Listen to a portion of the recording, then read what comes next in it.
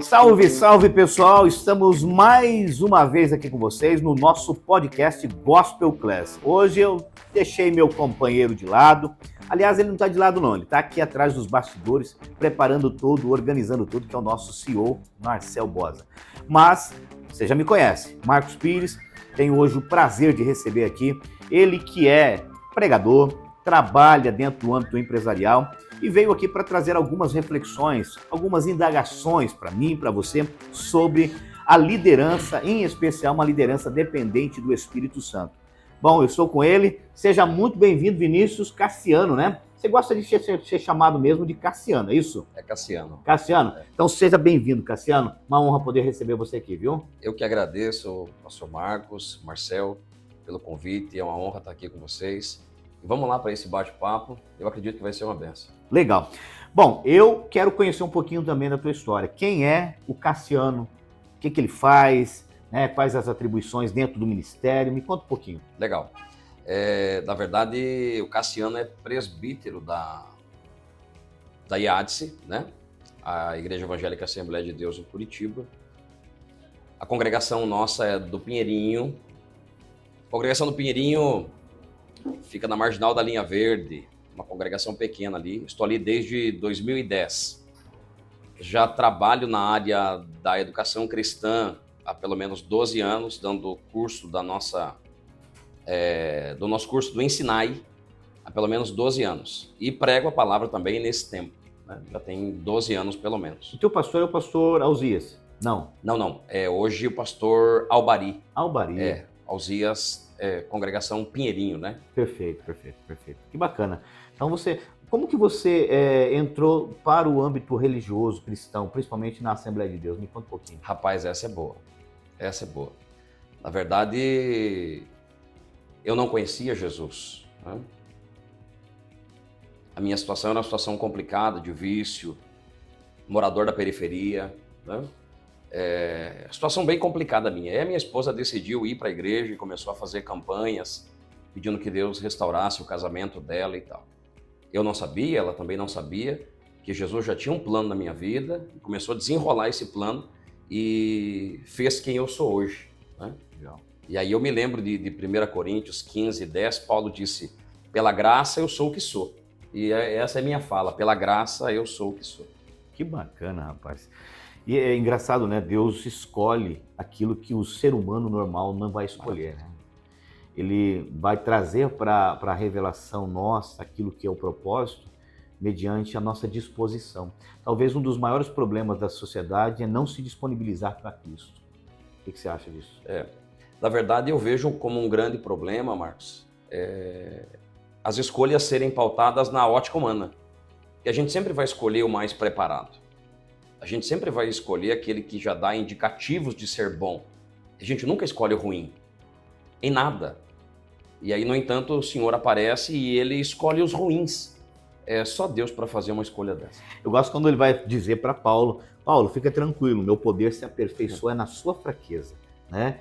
E aí, você que está nos ouvindo, é importante você ter essa ciência, essa revelação de que, independente de você ter capacidade de conhecimento cultural, religioso, teológico, enfim, o importante é a tua disposição em fazer o serviço para Deus.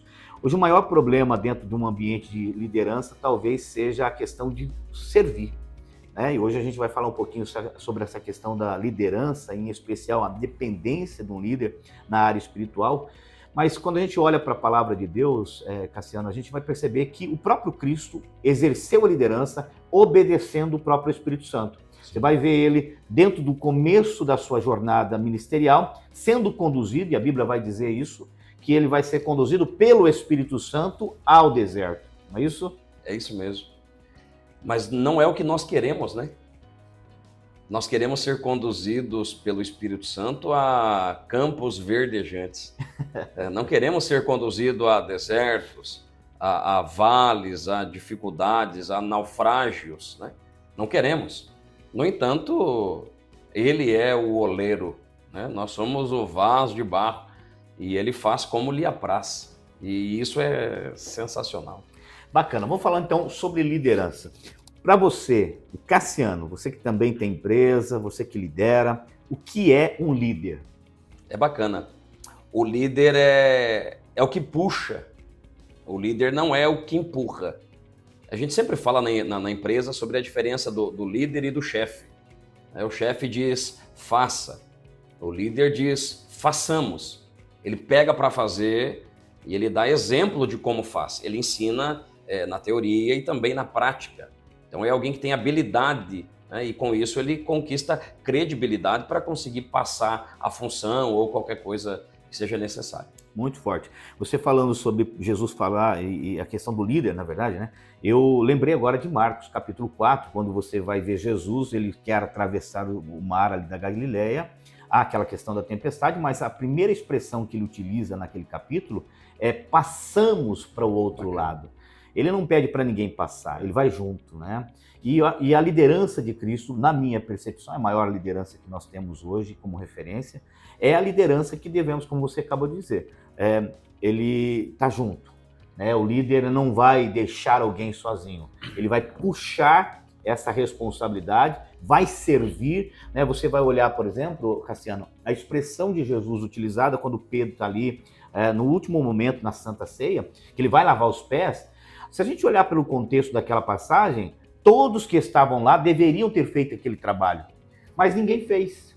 Mesmo sendo obreiros, né, de Cristo naquele momento, servos, discípulos, deveriam chegar lá, lavar os pés do mestre, afinal de contas ele e era, na verdade, continua sendo o mentor, né? Mas não fizeram. E aí Cristo vai e faz o seguinte, pega a toalha, prepara a bandeja e vai lavar, ou seja, ele está servindo. A maioria dos nossos líderes parece que tem essa dificuldade, não é isso? Eu fico pensando sobre esse ponto que você levantou, porque há uma ideia equivocada sobre ser levantado ou apresentado como líder. A ideia comum é que o líder precisa ser servido. Alguém vai trazer a água para ele, alguém vai honrá-lo com uma certa cadeira, ele precisa estar acima dos outros. É uma ideia equivocada sobre liderança. Concordo contigo plenamente. Jesus, ele é o modelo de líder. E ele sendo líder, bom, mestre, Deus, ele deu exemplo de que o líder, ele serve. No texto que você citou, Jesus faz o trabalho do escravo. Né? Ele deu exemplo de como fazer. Então, a grande verdade desse tema de liderança é que quem é separado por Cristo hoje para liderar, embora ele tenha a responsabilidade de conduzir um povo, ele também é separado para servir um povo. Então, liderança e serviço tem tudo a ver. Dentro do ambiente da igreja, eu lidero uma congregação, eu sempre falo para os nossos obreiros o seguinte, a escala do pastor, normalmente a gente entende que se fosse num tripé, ele estaria lá no ponto, né? Só que eu falo, inverte esse triângulo, vamos assim dizer, porque ele é o principal da base. É ele que tem que servir a igreja, é ele que tem que servir os líderes, é ele que tem que servir a diaconia, né? Seja na condução, seja no processo. E eu percebo ao longo dessa caminhada ministerial que a maioria dos líderes hoje deseja estar no púlpito, mas não quer estar na porta. Perfeitamente. Eu não sei aonde foi que nós nos perdemos na curva, mas eu não sei se um desejo desenfreado por algo que está muito em alta, infelizmente, é status. Parece que não aprenderam de João Batista. Capítulo 3, verso 30. É necessário que ele cresça e que eu diminua. Talvez esteja faltando para nós, líderes, né? Eu digo como um todo, ser forjados como João, que João foi forjado no deserto. Perfeito. Foi forjado ali. Então, quem é forjado nesses desertos, e nós sabemos, e o público que nos ouve sabe muito bem o que é deserto nesse contexto eclesiástico, quem é forjado no deserto, ele não quer status, ele quer servir. Eu acho que começa a base da liderança, alguém que será separado para liderar, tem que ser forjado primeiro. Perfeito, perfeito. A passagem de João, a gente vai perceber o seguinte, ele vai ser forjado no deserto, a população de Jerusalém, dos arredores, vai ao deserto para ouvi-lo. Né? Diferentemente do que nós estamos acostumados hoje, nós temos grandes centros, as pessoas têm que vir para nos ouvir. dentro dos grandes centros. E quando você tem, de fato, a unção de Deus sobre a sua vida, independente de onde você esteja, as pessoas vão querer te seguir, porque você é um líder que não está nos grandes centros, ou dependendo de status, ou quem sabe dependendo até de púlpito para se mostrar. Você continua sendo líder usado por Deus. E aí eu entro naquilo que é a nossa conversa de fato hoje. Você, como eu, nós somos da Assembleia de Deus, nós acreditamos muito na ação do Espírito Santo. E o Espírito Santo também age na liderança. Você concorda com isso? Concordo. Eu acho que para que eu tenha um entendimento razoável sobre esse ponto de partida, eu vejo a ação do Espírito Santo já na escolha da pessoa. Eu tenho muita fé ao ponto de acreditar nas palavras que a gente prega e ouve sobre pessoas escolhidas desde o ventre de sua mãe. Não é apenas o caso de Jeremias, antes que te formasse no ventre, não. Deus já conhece a história e Deus já faz isso. Então, a minha visão de liderança, de ser separado para fazer alguma coisa, eu entendo que é muito antes da nossa concepção. O Espírito nos deu a vida, né? Nos deu isso de presente. E quando me dirijo às mulheres para falar isso, Marcos, eu falo um negócio interessante, porque as mães têm o costume de dizer assim ao filho, é um pedaço de mim, mas não é um pedaço de mim. Quando esta célula entrou naquele organismo, o organismo materno tentou expulsar aquilo porque era um corpo estranho. Exatamente. A autodefesa do organismo, mas na verdade Deus já tinha um plano, venceu as defesas do organismo e por isso nós estamos aqui. Então a escolha genuína, a escolha vem do Espírito Santo, é Ele que escolhe. Perfeito. E como você vê essa questão de... a gente não quer criar nenhum tipo de polêmica, mas nós temos que trabalhar o aspecto do que estamos vivenciando nesse mundo, né?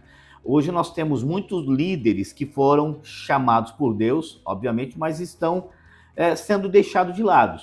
E outros que têm mais amizade, são mais, vamos assim dizer, mais próximos de outros aí, têm mais possibilidades. O que você, dentro da sua visão, percebe, o que está acontecendo? Eu acho que por conta da minha estatura, né? Para quem não sabe, eu tenho 1,63 m. Eu falo muito abertamente sobre assuntos, inclusive assuntos polêmicos assim. E eu aprendi, estudando a Bíblia, que credencial não faz pastor. É Deus que faz pastor. Tem muita gente que tem o título e não é. E não faz. Assim como tem muitos outros que não têm o título, mas fazem já o trabalho de um pastor. E falando disso, minha mente me levou a lembrar-se da história que todo mundo conhece, Davi e Saul. Saul era rejeitado por Deus, já havia sido, mas ele ainda é rei. Davi era rei na ótica divina, mas ainda não estava assentado no trono. Então, isso me assusta um pouco, porque me faz entender que tem muita gente que está e não é. Muito forte isso, hein? Muito forte. E detalhe, você vai olhar para Davi e ele respeita o tempo de cada um. Por favor. Um outro problema que você levantou aí. Porque liderança, obreiro, pastor, não vem pronto. Não vem pronto. É por isso que Jesus disse abertamente aos discípulos, ficai na cidade de Jerusalém. Porque o preparo vem antes da execução. E eu fico triste porque tem muita gente que quer fazer sem o preparo. Eu sou defensor da teologia, amo, dou aula, mas eu digo aos meus alunos, não é 2 anos de teologia que vai te preparar. Não é 4 anos que vai te preparar. Esse processo de aperfeiçoamento, que é muito relativo de uma pessoa para outra, mas ele é indispensável. Perfeito. Não vem pronto, tem que aguardar a tua vez. Você vai olhar para o rei Davi, ficou um tempo para 15 anos aproximadamente, né? Você vai ver Paulo também quase a mesma quantidade. E Paulo tinha a melhor escola, o melhor professor, mas ele faltava um relacionamento, uma intimidade, ao meu ver, com o próprio Cristo. Porque ele conhecia o Cristo da letra, mas conhecia o Deus da letra, mas não conhecia o Cristo que realmente veio, ressuscitou e tinha autonomia e tem autonomia sobre nós. E a gente vê Você vai ver, por exemplo, Paulo subindo a Jerusalém e o pessoal não entende que ele tem aquela autonomia, ainda não confia nele. Então, todo líder, eu falo muito isso na liderança da igreja, todo líder, ele tem que ser moldado, tem que passar por um processo, tem que ser o próprio Cristo. Você vai ver, como a gente no início aqui, né? Ele foi para o deserto. E do deserto, por que ele foi para o deserto? Não havia necessidade, se for olhar pelo contexto, mas ele precisava mostrar que teria que passar. E aí essa é a realidade dos nossos líderes. Tem muitos líderes hoje que nunca dirigiram um culto, que nunca fizeram absolutamente nada, mas por ter conchavos, por ter amizades com algumas pessoas, tendem a estar em lugares que outras pessoas estão dedicadas e não estão, né? Eu vejo isso como um grande prejuízo para a expansão do reino. Porque tem gente exatamente que é por amizade. Muitas portas são abertas por amizade. A minha pergunta é, em quantas delas o Espírito Santo, de fato, foi ele que abriu? Isso me preocupa. Porque se é o homem que abriu, o homem tem responsabilidade para mantê-la. Agora, se é Deus que abre, eu dizia ainda hoje na minha pregação, é como se o Senhor se levantasse no trono, batesse no peito e dissesse, eu me responsabilizo. Porque é uma escolha divina e não humana. A escolha humana sempre foi um problema. Sempre foi um problema. Geralmente a escolha humana, a ótica de todos, é a mais acertada. Como disse agora há pouco, a gente escolhe quem é bom. Jesus não está nem aí para quem é bom.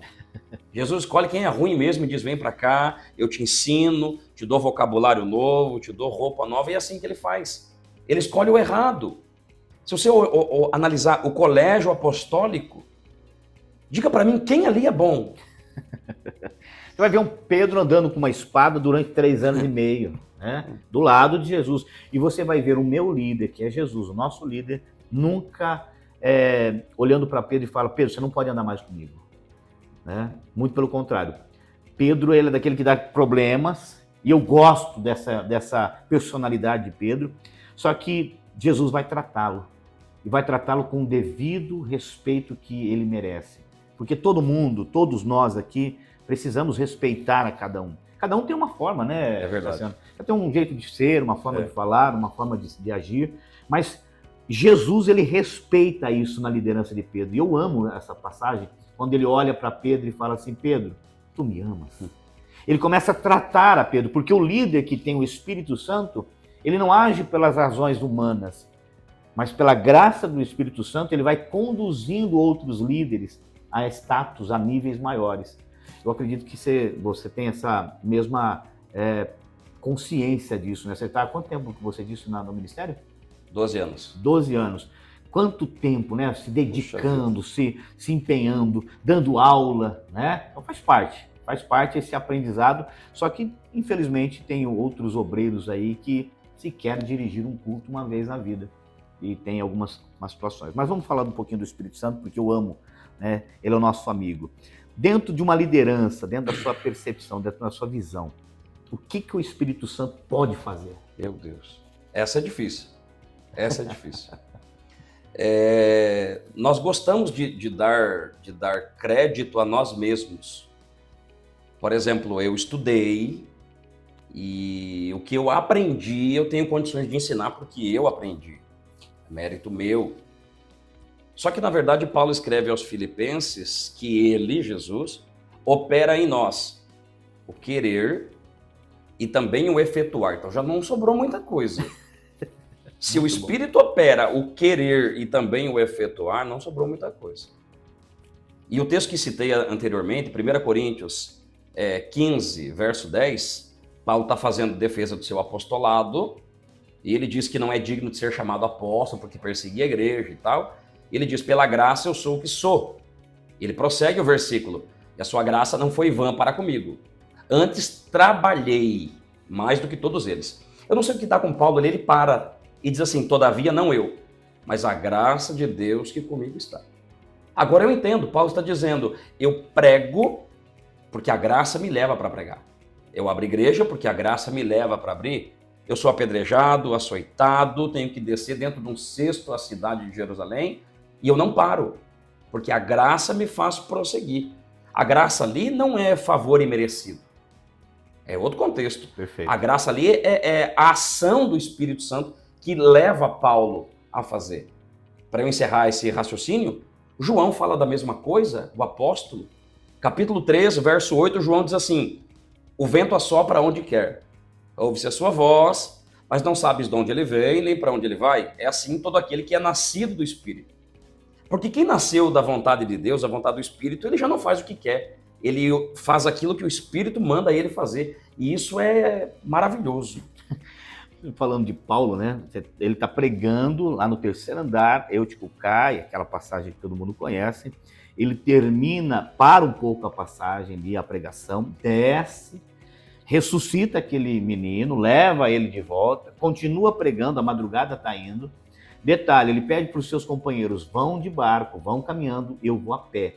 Eu amo essa passagem porque Paulo, pelo agir do Espírito Santo, entende, ele não perde nenhum minuto da sua vida.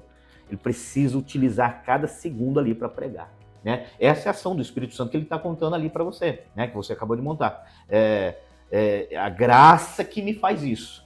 Não é eu, porque o ser humano normal estaria cansado, sem vontade de andar, sem vontade de fazer nada, e ele está o quê? Com vontade de fazer isso, é graça. Entendeu? E a ação do Espírito Santo é forte, né? Você vê, vamos falar um pouquinho da história da nossa igreja. Vem trazendo lá Gunnar Ving, Daniel Berg e Gunnar Ving para cá.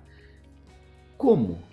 Poderiam estar em qualquer outro lugar, é a ação do Espírito Santo nos líderes que nós temos na igreja.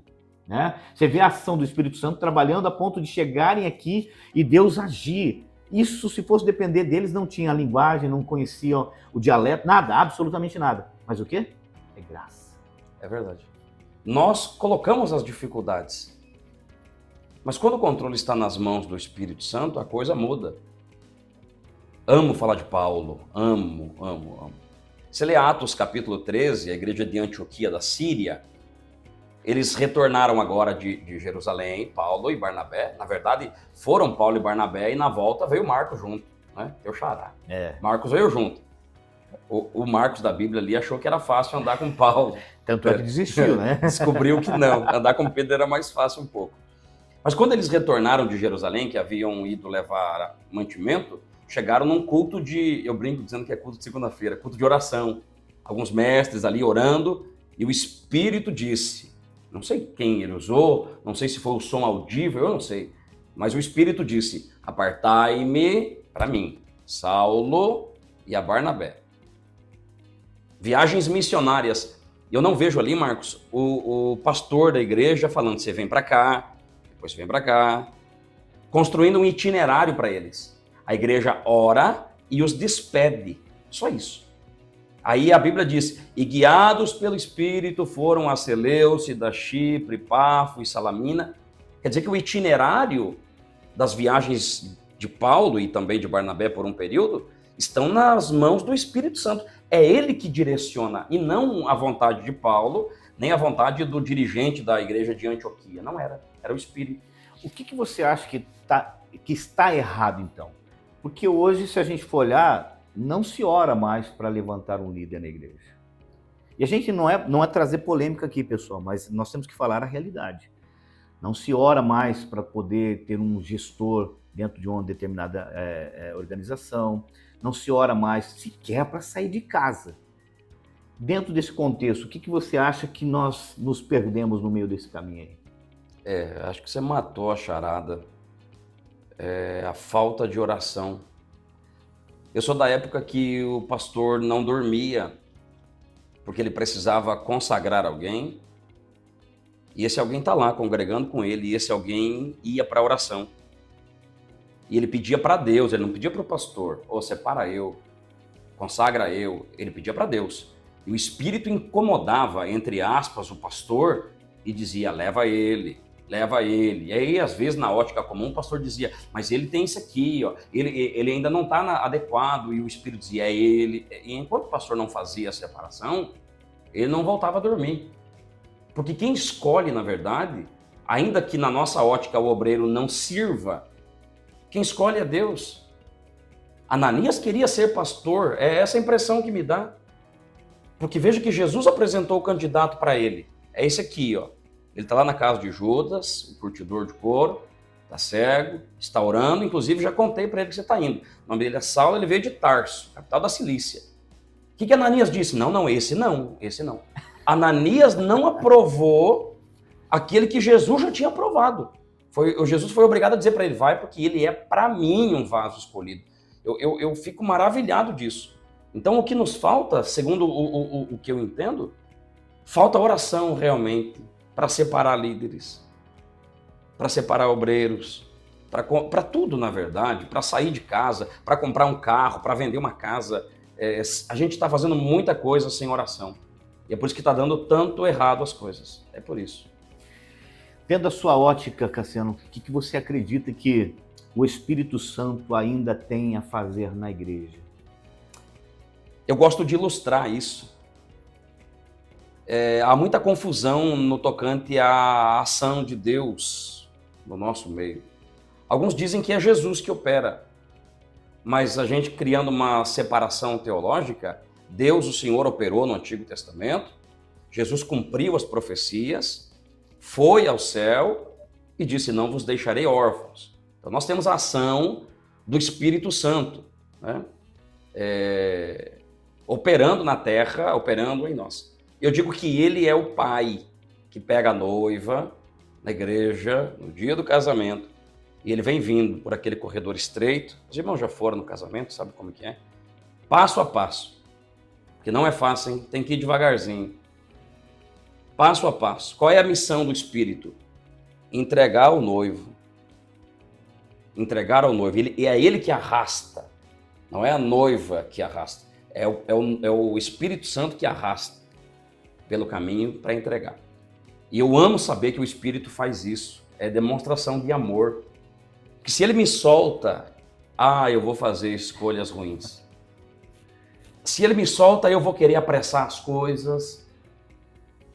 Posso até me perder. Agora, quando ele me pega e me conduz pelo caminho, devagar, diz, calma, eu estou contigo, vamos lá. Ele sabe o caminho melhor do que eu. Sem dúvida nenhuma, sem dúvida. Quando a gente olha para o próprio Espírito Santo, né, agindo na vida de Paulo, eu também amo falar de Paulo. Paulo quer ir para um lugar, mas de repente o Espírito Santo fala, não, né, vamos confabular aqui. Paulo, não é neste lugar que eu quero te usar. Eu quero te usar em outra região. Passa a Macedônia, vai lá, dá tudo certo lá, porque eu estou te conduzindo. Eu acredito que nós estamos insensíveis à voz do Espírito Santo. E quando eu falo nós, estou falando não só a igreja como um todo, estou falando nós, seres humanos, igreja, pessoa. Porque a igreja como um todo, ela em vários locais tem a espiritualidade e tal, mas a igreja, nós, seres humanos, precisamos dar mais ouvidos ao Espírito Santo do que a homem, do que a líderes. Porque o Espírito Santo nos conduz e faz nos obedecer os líderes, mas nós ouvindo o Espírito Santo falar é diferente. É tipo você chega num lugar e o Espírito Santo fala assim, eu quero te usar aqui, vai até ali, fala com aquela pessoa. Nós não vemos, eu sou de uma época, Cassiano, que a gente tinha isso. No mandar no ônibus, Deus usava-nos para poder falar com as pessoas, né? E hoje você não vê, as pessoas querem ir para um ambiente de igreja porque acham que a liderança, porque todo o processo, e tem pessoas que brigam para sentar no púlpito. Né? Como que você vê essa realidade do Espírito Santo e a falta de sensibilidade nossa?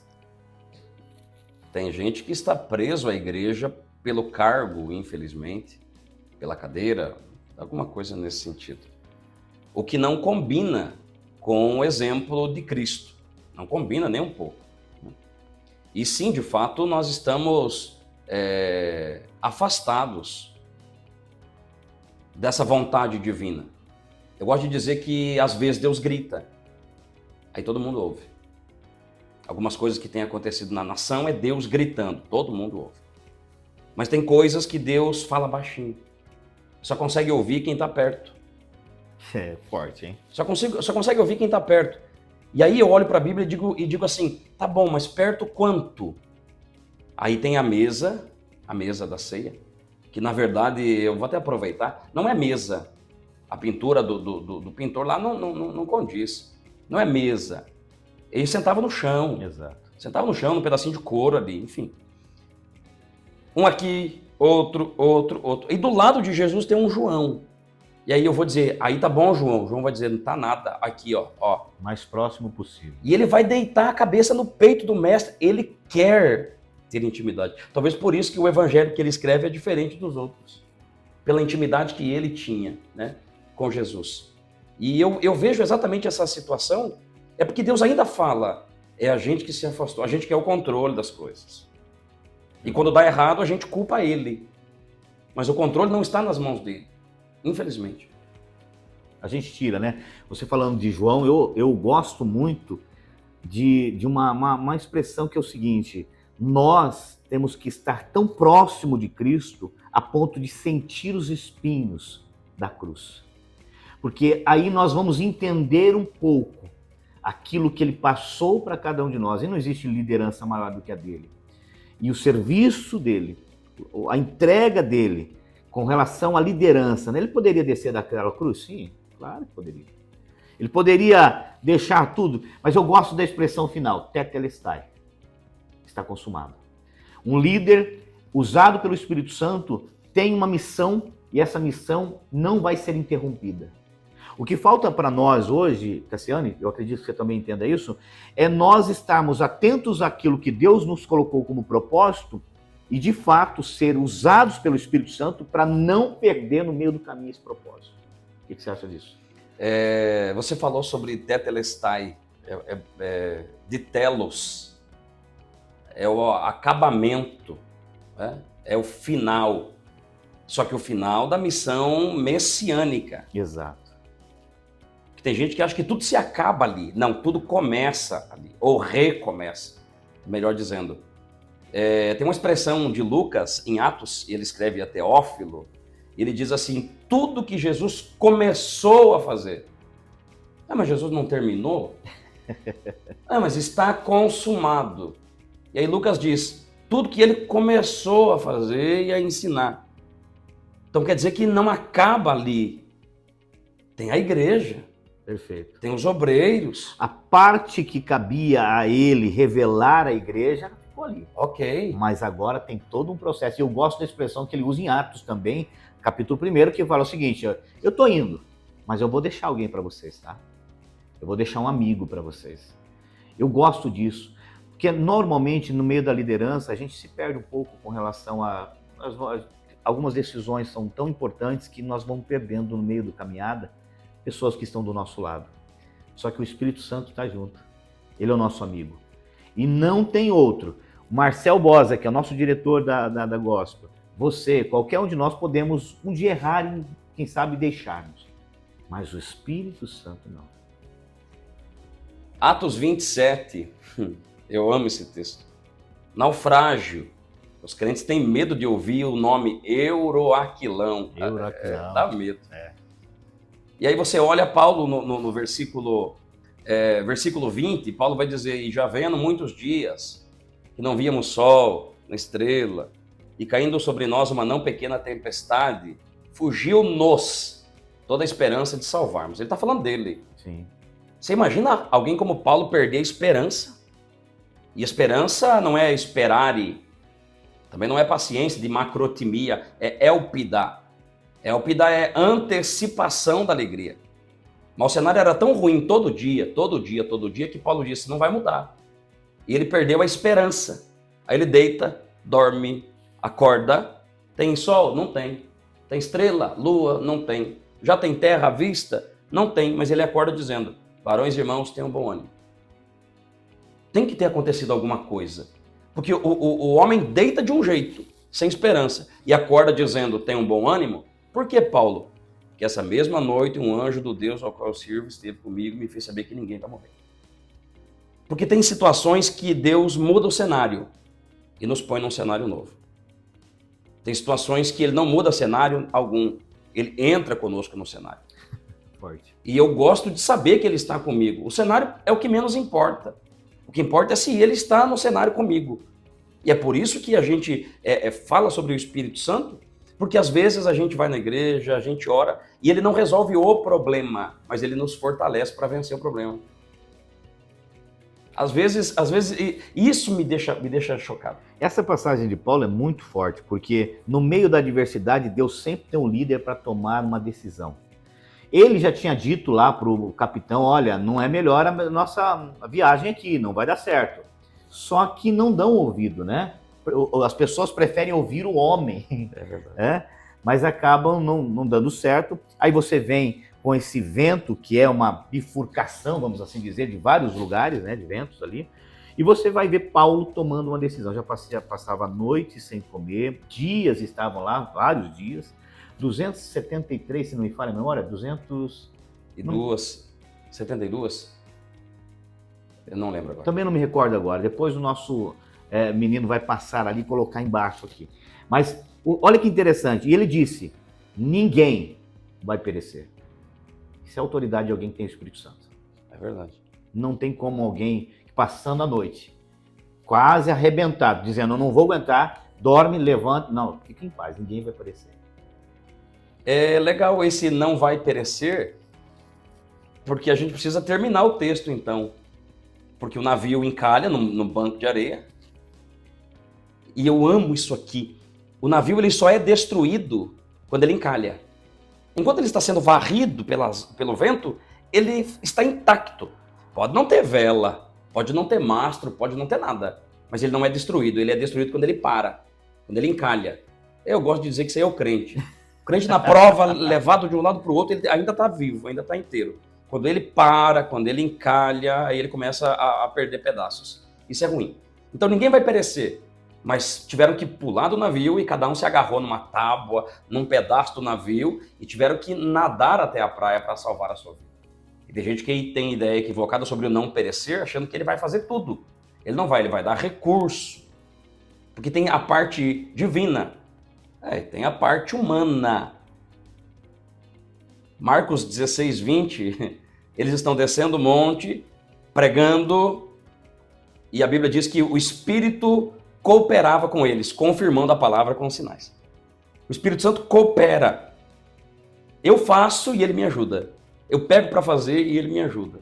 E tem gente que inverte as coisas. Só para a gente finalizar aqui, porque eu vou te falar, estou gostando da conversa e eu ficaria aqui horas e horas. É muito bacana. Vamos trazer você mais vezes, viu? Obrigado. A gente vai ver o propósito de Deus. O Espírito Santo conduz Paulo dentro dessa realidade ali de mar, todo o processo, vai para Malta. O texto vai dizer que eles chegaram numa ilha chamada Malta. Em Malta, há aquele acontecimento, Paulo vai ser picado ali por uma víbora, todo mundo fica atemorizado, vai morrer, passou por todos os processos, agora tem que morrer. E a gente vai ver o que acontecendo com ele. Ele pregando o evangelho naquela ilha, e o texto vai dizer, todos que estavam ali foram alcançados por Cristo. Então, na minha percepção, e aí a gente vai chegando para o final, o líder que é usado pelo Espírito Santo, mesmo que passe pelo processo de deserto, de tempestade, tem que cumprir o propósito. Há um propósito em tudo, né? A liderança, normalmente ela fica, eu não vou conseguir mais, não vai dar, mas se você entende que não é o momento, mas aquele momento é apenas um processo para você viver o propósito, as coisas mudam. O que você entende com relação a essa percepção de um líder? Entender que nessa realidade eu estou passando apurado, mas existe um propósito maior. Foi o que eu disse de João 3,8, né? Ele sopra onde quer. E às vezes a gente não quer ir a alguns lugares. No entanto, ele nos leva, e graças a Deus que ele leva. O Espírito Santo usou Paulo em Malta. Quando eles desceram do navio, pularam e chegaram à ilha, chegaram com frio. Alguém fez uma fogueira lá. A fogueira não era de Paulo. Não. Mas o que Paulo fez? Foi juntar graveto. Ele foi ajudar um trabalho que alguém já estava fazendo. Essa cooperação de Paulo, eu digo que isso é digno de nota. Ele ajudou quem estava ali. Alguém fez a fogueira. Ele disse, eu vou dar a minha contribuição. Que infelizmente tem gente que quer apagar o fogo do outro. Mas Paulo tem não. Líderes que é assim. Líderes, né? Que são assim. O fogo não é meu, eu não vou ajudar. Paulo não. Paulo chegou e disse, eu ajudo. Foi juntar graveto, sofreu por isso. Sofreu entre aspas, né? Porque Deus lhe deu o livramento.